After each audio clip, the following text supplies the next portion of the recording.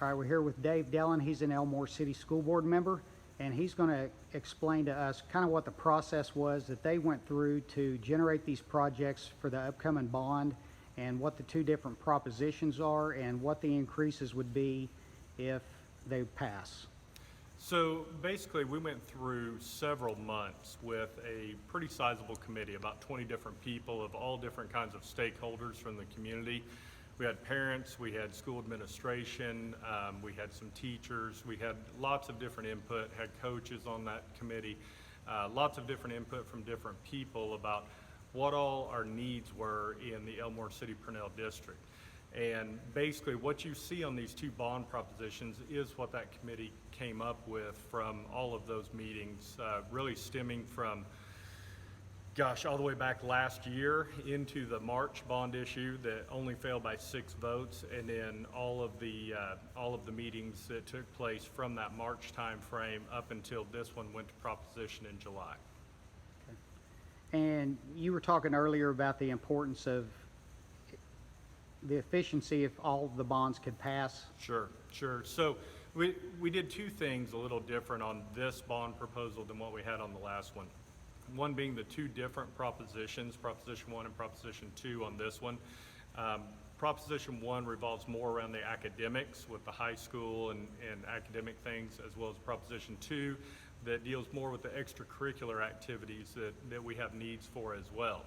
If Proposition 1 passes, that's only a 5% increase to people's taxes, so $5 for each 100 that they would have in their existing property taxes for the entire year.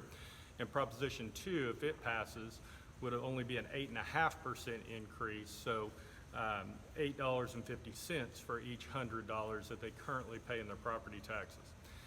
The thought process behind splitting that was to be able to give the public the choice to be able to do whatever they felt like was the best.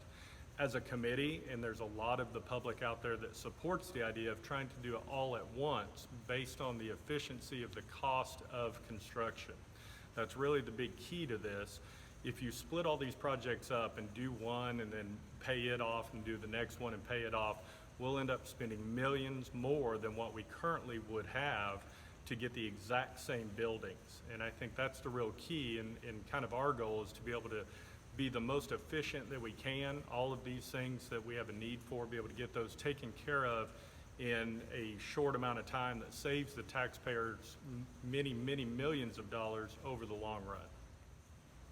And can you talk about the net assessed value of the Elmore City District and how an increase or decrease in that net assessed value would affect a person's tax bill? Sure. So currently our net assessed value is right around 45 million. That's actually gone up about 11 million in the last year and a half, 2 year time span. Basically the way that works is we'll have a 13.5% increase when both of these bond proposals pass in the first year, but then that will stay at that level with the district staying at the $45 million level. If our assessment goes up and we continue to grow, even if it's at a smaller rate than the 11 million that we just had, that amount will actually go down in time. So people's taxes will go down as the value of the district increases. So the highest increase somebody would see on their initial tax bill would be a 13.5% increase, but that would decrease in the following years if the net assessed value continued to increase. That is correct. If the net assessed value continues to increase, which historically it has, it's continued to grow year after year. If that continues on that path, then that 13.5% will actually shrink over time. One of the most interesting things about our district, just kind of the way the net assessed value is set up right now, is the amount of industry that we have. A lot of it's from the oil and gas industry, obviously, but there's a lot of industry in our district. And one of the best parts of this bond issue, the way the tax burden will be spread out amongst the district, is about 60% of that tax burden will actually be handled by the top 37 taxpayers, which are all corporations. So a lot of this tax is not going to be based just on the landowners or just on the people living here, but a lot of it is going to be handled by those big corporations that all have pipelines and production companies and different things in this district. All right, can you tell us something, some of the conditions of the current high school that prompted the school board to bring this bond up for a vote? Sure. There's a large number of different needs we have, all the way from different mold issues. We have all kinds of maintenance and upkeep issues. Basically, all of our buildings are quite old. The ones that we're wanting to redo with this bond issue in particular, the high school, the gym, those buildings have multiple years of maintenance issues that we have to try to take care of all the time.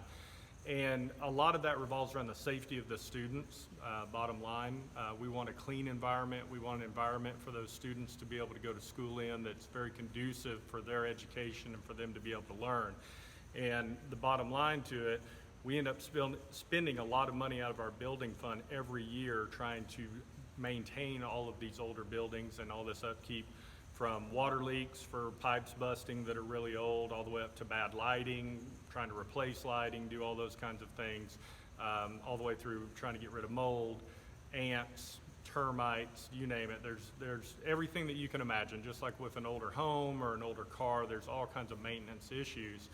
And if we can get these bonds to pass, and if we can do all these things now, that frees up our building fund that we receive every single year to be able to do better maintenance and better upkeep on all the existing parts of the campus, with the elementary school, the middle school, baseball fields, all the other parts that we try to maintain.